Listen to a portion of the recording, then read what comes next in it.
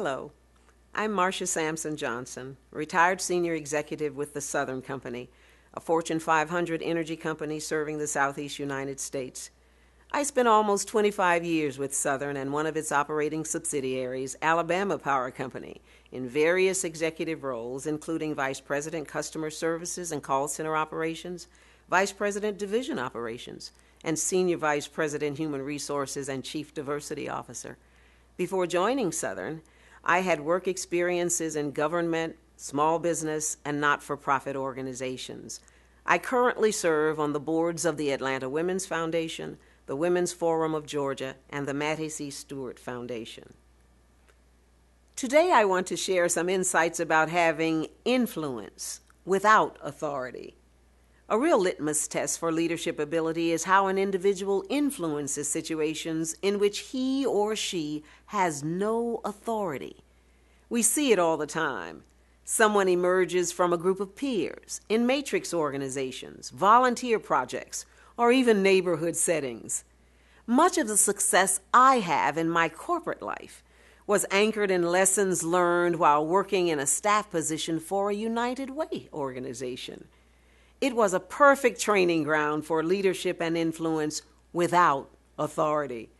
The very success of the organization depended upon the engagement of volunteers who needed to be fully committed as though their very livelihoods depended on it. It was there I learned lessons about motivation, goal setting, feedback, inclusion, recognition, and shared success. Vision, mission, buy-in, and ownership are real, not theoretical concepts. This is what I learned. People work hardest to achieve goals they have a hand in setting. United Way has long had the strategy of involving volunteers in goal setting. After all, what person whose name has been made public in the goal formulation process would not muster all his or her resources to achieve that goal?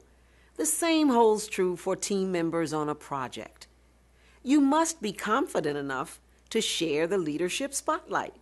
Rotating responsibility for team meetings is a great technique. Learn the specific skills and strengths of your team members and openly acknowledge that the success of the endeavor depends on fully integrating all talents and temperaments. Once you gain skill in exercising leadership without authority, you will most likely find it your preferred style. Even when there is authority to act, real leaders use authority as a fallback position. Practice influencing situations over which you have no authority. Respect for others and their ideas will get you started on the right foot. I wish you great success in developing your own style of influence. Thank you for joining us for this mentor moment.